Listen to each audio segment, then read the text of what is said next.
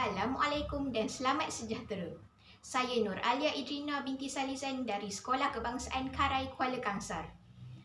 Insan yang membaca buku, insan yang cemerlang. Jadikanlah buku teman setia anda. Saya suka membaca buku. Membaca buku menjana masyarakat yang berintelektual. Saya ada membaca buku yang memikat hati saya. Saya berasa tenang dan jatuh cinta dengan maklumat yang ada.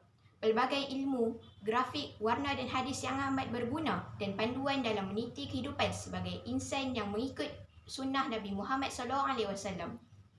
Buku yang saya baca ialah Kenal Untuk Cinta, biografi lengkap Nabi Muhammad SAW. Buku ini dihiasi dengan grafik tulisan Jawi dan berwarna kuning sebagai penghias muka buku. Buku ini mengandungi 219 muka surat. Buku ini ditulis oleh karya asal Tarikh Al-Hawadits wal Anwal An-Nabawiyah. Dikemas kini oleh Ustaz Muhadir Haji Jul. Buku ini diterbitkan pada tahun 2014.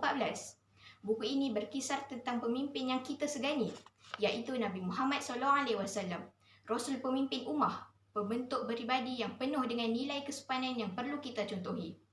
Buku ini menceritakan tentang riwayat Nabi Muhammad SAW dari awal kelahiran, kepribadian baginda, kewafatan, peristiwa penting Rasulullah dan kehidupan terakhir baginda sebelum wafat.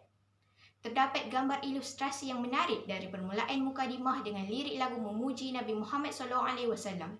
Antara gambar yang indah di hati apabila menatapnya ialah bekas tapak kaki Rasulullah, baju jubah baginda, serban dan kasut baginda. Kepribadian Rasulullah akhlak terpuji. Antara akhlak baginda ialah baginda kurang bercakap perkara yang tidak berfaedah, berbicara ketika perlu.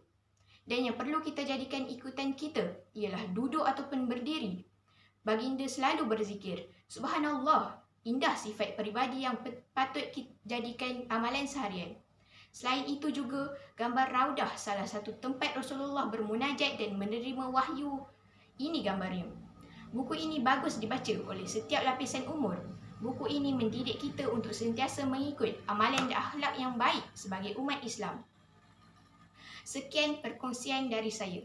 Selawat dan salam kepada Nabi Muhammad SAW, kekasih Allah.